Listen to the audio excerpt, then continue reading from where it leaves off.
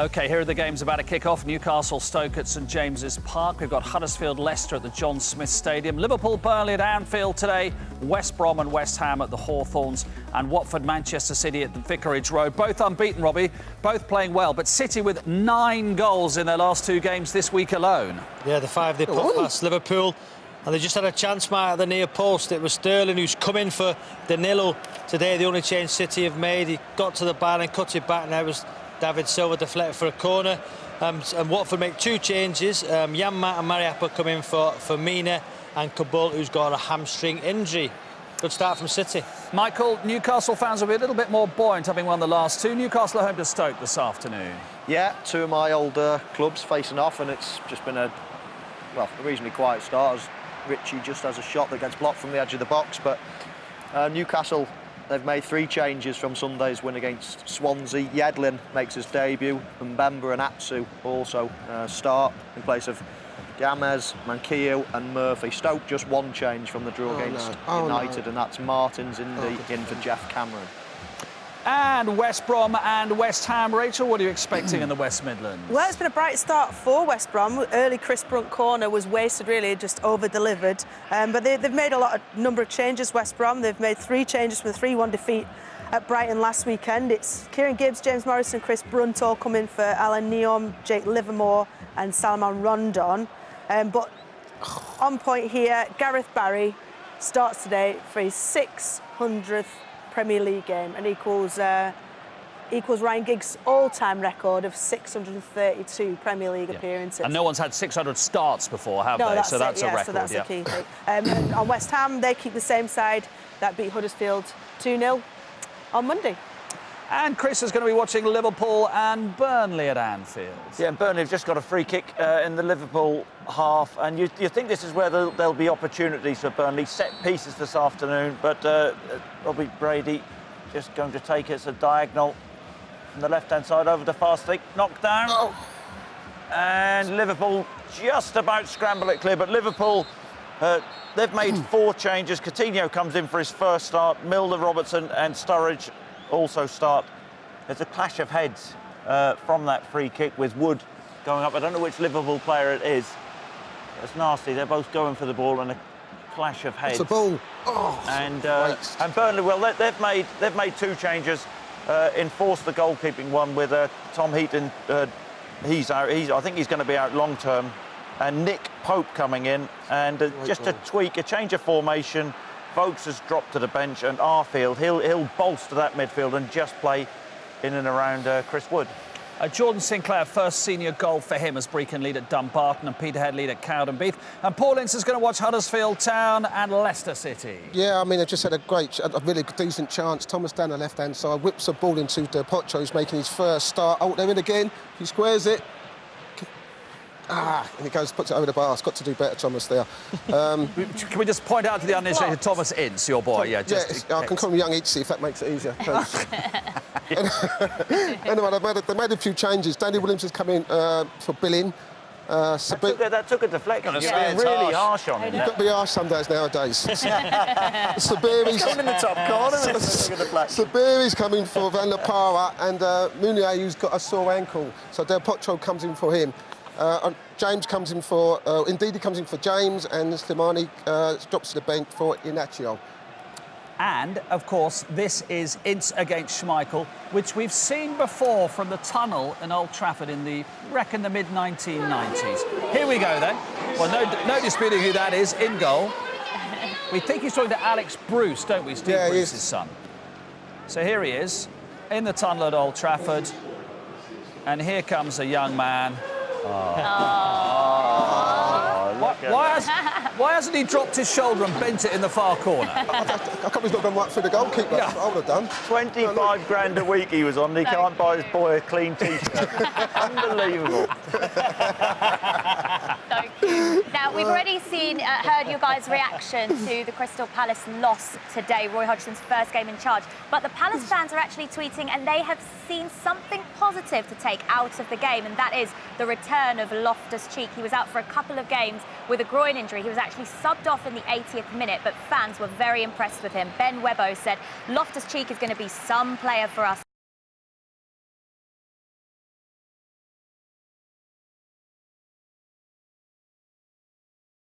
mission to get Palace back into this game. What a talent he is. And Sean MCFC says Loftus-Cheek is actually Lampard and Yaya Toure in one. Still on loan from Chelsea as well, so they'll be keeping a close eye on that one. David Wheeler's come from Exeter in the transfer window, put QPR in front there at Middlesbrough. 5 in 6 for Mark McGuigan, as Stenhousemuir lead at Annan, and Hearts leading at Hamilton by a goal to nil. Ross Callaghan has scored there. Let's go around everywhere then. Chris, what about Liverpool and Burnley?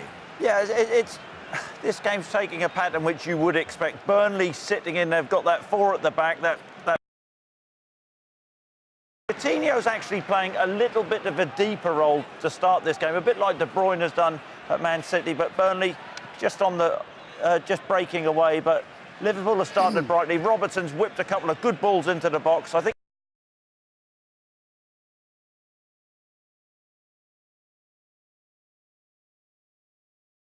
Walker Street, and Jeff Brazier has made the long trip to Barrow. Jeff, I hope the train was okay. Good afternoon. 192-mile round trip, but for the Torquay fans so far, they will not be regretting it. They've literally just gone 1-0 up. James Gray with the goal, came out of nowhere. They're better in possession, Torquay. Out on the right-hand side of the 18-yard box, he's come inside his marker and just drawn it across the keeper. It goes in the corner, 1-0 Torquay. Torquay fans would enjoy that, particularly as having a miserable start to the season and they're bottom of the league. OK, Huddersfield and Leicester. And Huddersfield, 3 clean sheets, the most in the Premier League, Paulin, so far. Yeah, they've done well. I mean, to be fair, they'd be disappointed with the 2 goals they conceded against West Ham, but in this game, they're not going to score at will. The problem Leicester have got is because Mark Mahrez is playing on the right-hand side. He doesn't want to track back. So every time Huddersfield get it, they're going straight into the full-back. They've got a 2v1 on the sides all day long. They're just putting balls into the box at 3. One just gone across the goal, should have scored, and now they've got a corner here. Looking very dangerous, Huddersfield, at this moment of time. I mean, Leicester have lost 3 of the 4 that they've played already, but they had a pretty horrendous start to the season when you look at their fixtures. In reality, that's where we probably expect them to be, given the people they've had to play already. Yeah, for sure. And they look nervous.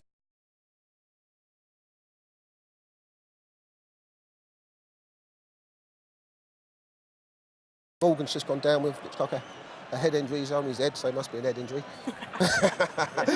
makes sense, doesn't it? But they look.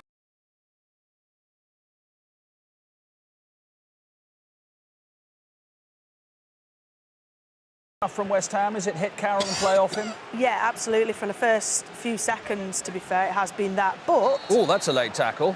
yeah, a little bit, but nothing sinister. But it's a yellow card. To Zabaleta. Yeah, to Pablo Zabaleta. But I mean, considering this is a game where West Brom don't tend to concede and West Ham don't tend to score, I was kind of expecting, you know, not a lot of action to be happening, all packed out of midfield. But with the Route 1 football that both teams seem to be employing, there's been corners at both ends already in these early stages, so there's promise and hope that we're going to get goals. Jordan Tilson, first goal in 18 months for him, and Exeter, top of League 2, have started so well. 19 points from a possible 21, and they're 1 up on Crewe, and Grimsby 1 up on Yeovil as well. Danny Collins after 8 minutes. Big chance for Sterling, Mark. Remember the goal he got against, who was it, when he volleyed it in against Everton? Exactly the same position. De Bruyne does great on the right-hand side. Ball was over to De Bruyne. First touch on the volley into Sterling's path. 8 yards out, centre of goal. Miskicked it. Great chance. Didn't even touch it, did he? Just went through his legs. And then Fernandinho on the rebound shot.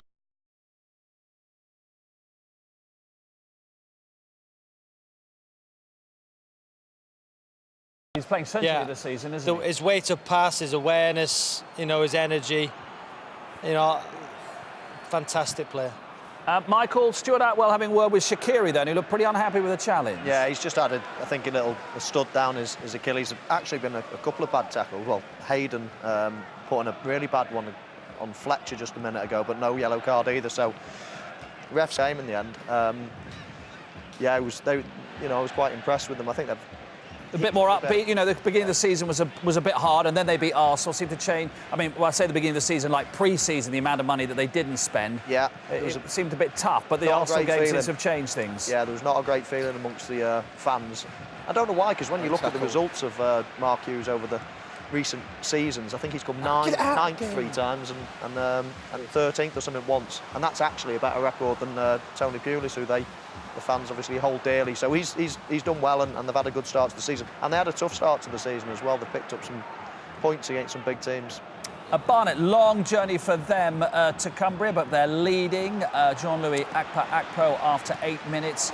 Confirmation, as Jeff was telling us, about James Gray's goal as Torquay make the long journey to Barrow, and it's MK Dons 0, Rochdale 1. Chance for West Brom.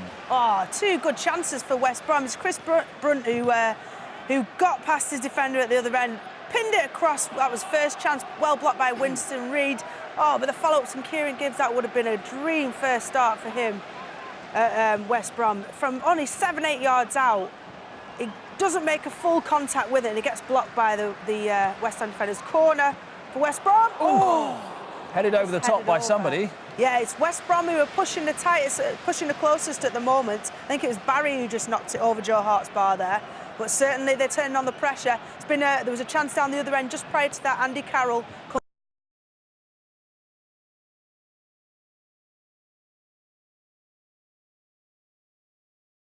saying for Gareth Barry, but just over the top. Cheltenham 1, Colchester 0. Goals in League 2. Cambridge 1, Coventry 0. Coventry 4th at the start of play, and Swindon 1 up on Stevenage as well. Robbie, what about Watford then? Been very impressive this start to the season. They have, Mark.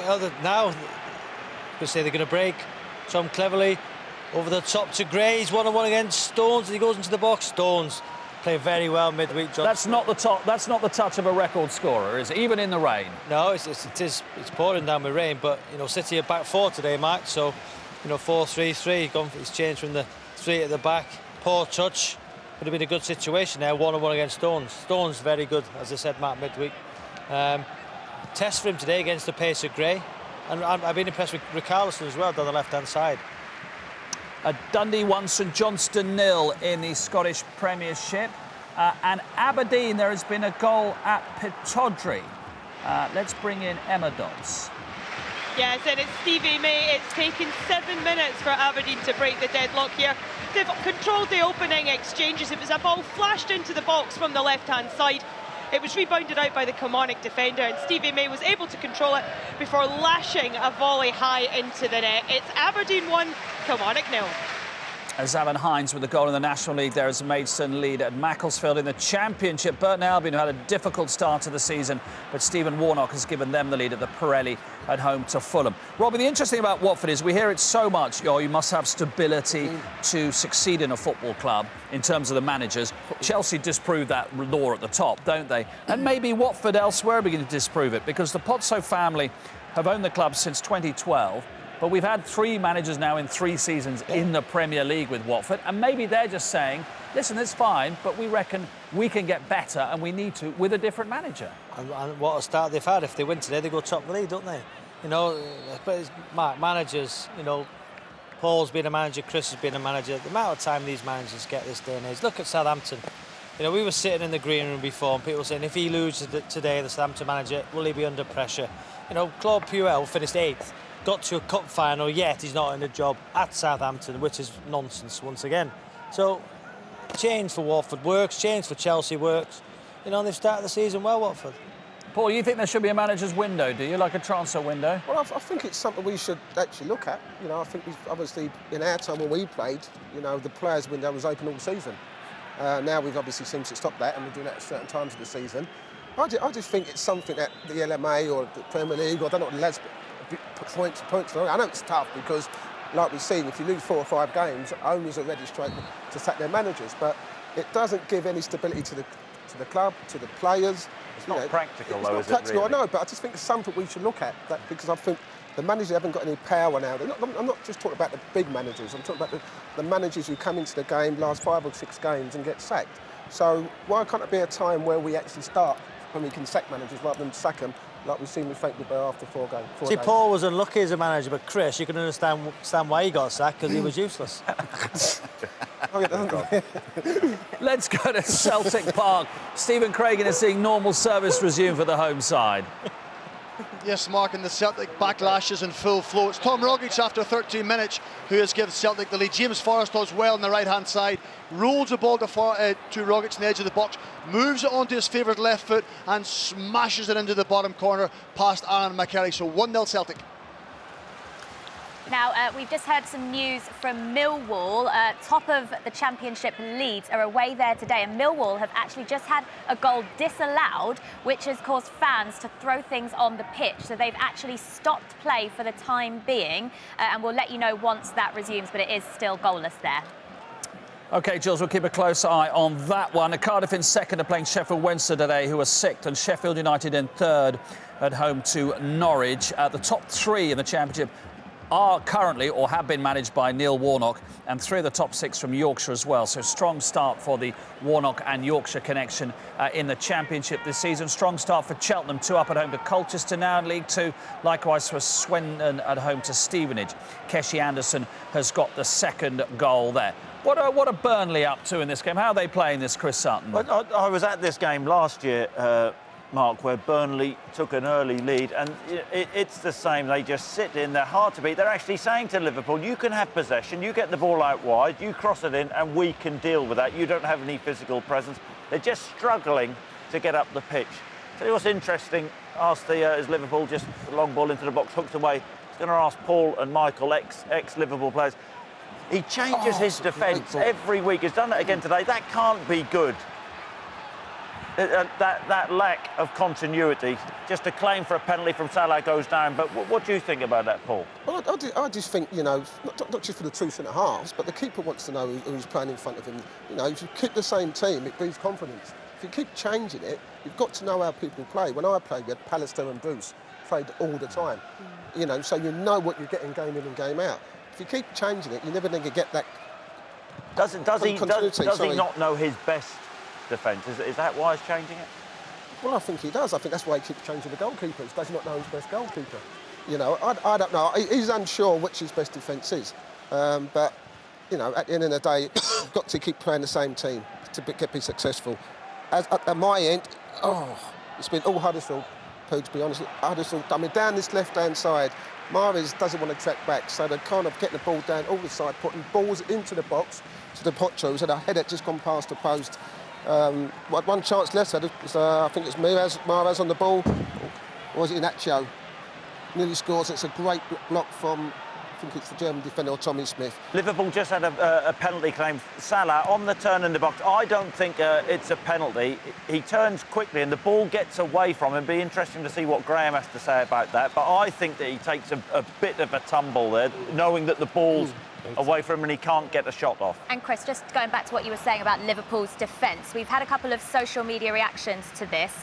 Luz Henyan said since his arrival at Liverpool, Klopp has spent 140 million on attack, 30 million on midfield and just 12 million on defence. Not rocket science, is it, she says. And then Terence Ramsey says, as much as I love Klopp, mark my words, this Liverpool defence will cost him his job in the end, 100%. Goal. Who scored that? Newcastle 1 up, Michael. Who's got the goal? Yeah, Newcastle 1 up. Atsu. Is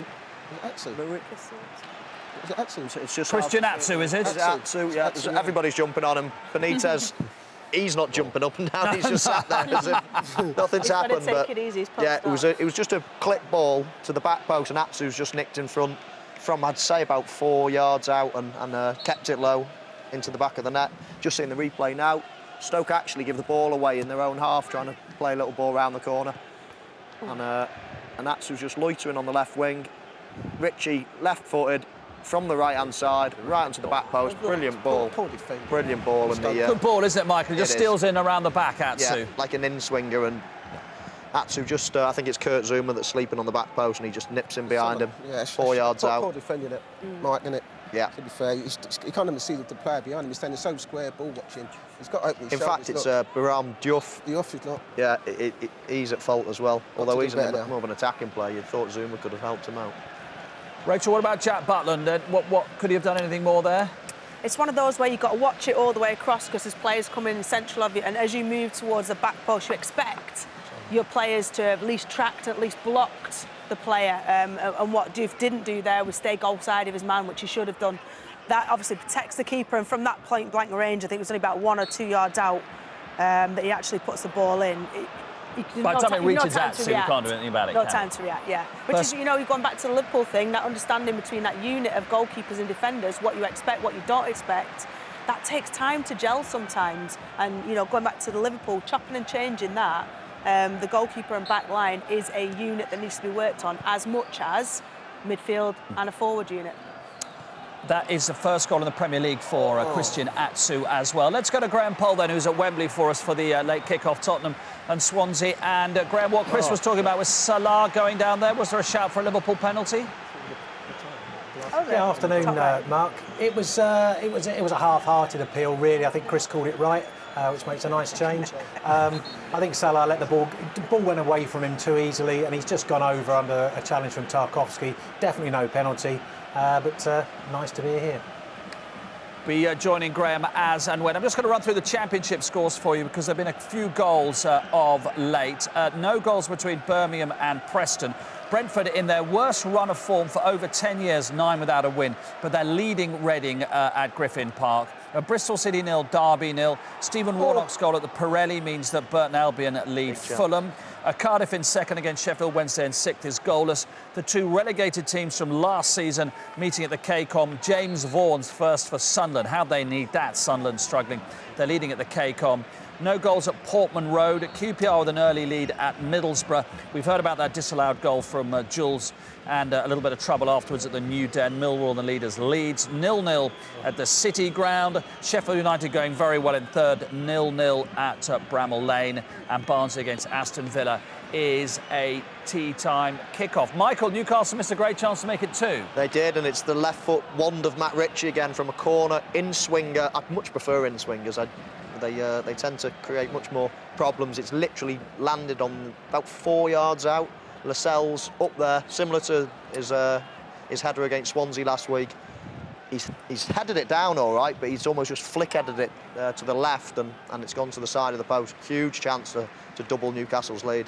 In League One, 5 in 7 for Stephen Payne, the leader Shrewsbury leading at Oldham. Shrewsbury, such an impressive start to the season for them. And that's the bottom two meeting at Vale Park. And Port Vale lead by goal to 0, Dan Turner. Right, now what's Shaqiri up to now? Yeah, it's another left-footed in-swinging cross. And it was definitely a cross.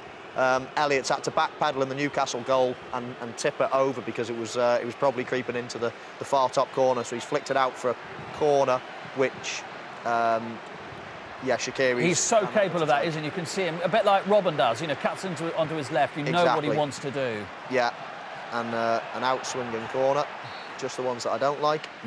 It's out for a and that's goal why. kick. Northampton under Jimmy Floyd Hasselbank leading at Roots Hall. Leon Barnett with the goal there. Hibs 1 up on Motherwell in the Scottish Premiership. And it's Bradford 1, Rotherham 0 in League One as well. Busy start then to the 3 o'clocks. We're back in a second.